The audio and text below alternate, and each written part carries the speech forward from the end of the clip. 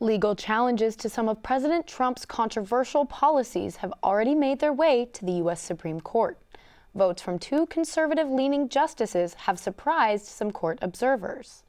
Our Angela Jara joins us now to explain these so-called swing votes. Angela? Thank you, Keston and Maddie. Chief Justice John Roberts and Associate Justice Amy Coney Barrett are the two that we're talking about.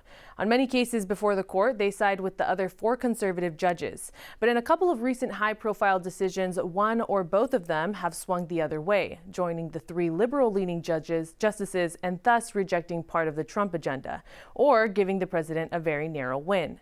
For example, a recent 7-2 vote upheld the request to temporarily block the Trump administration from using the 1798 Alien Enemies Act to deport Venezuelans to a prison in El Salvador.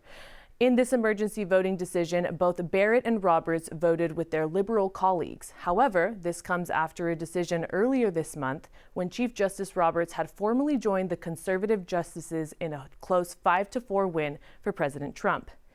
These swing votes are emerging as very critical to the Trump agenda, since many of his most controversial policies are being challenged in the courts, including the mass firing of government workers, orders to freeze funding to universities who don't align with Trump policies, and the elimination of some federal programs. I talked with Professor John Compton, who is the chair of Political Science Department here at Chapman. Dr. Compton says it's important to remember the justices decide cases on legal merit and precedents, not political leanings. You know, everything these days is very polarized along party lines, and people tend to view the court through a very partisan lens. But, you know, these justices, I think the bulk of them are trying to interpret events given their vision of the Constitution and what the Constitution requires. President Trump nominated Barrett, Kavanaugh, and Justice Neil Gorsuch to the High Court, yet Dr. Compton says it cannot be assumed they will always side with the president's policies. The three Trump appointees are, you know, by no means guaranteed to side with the Trump administration. They are not people who are particularly seen as Trump loyalists.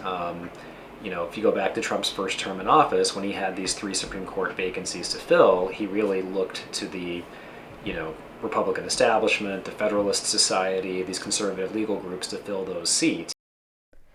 Among the controversial Trump policies the justices are considering, just last week the Trump administration asked the Supreme Court to allow a ban that would prevent transgender people from serving in the military. Angela Jara, back to you guys.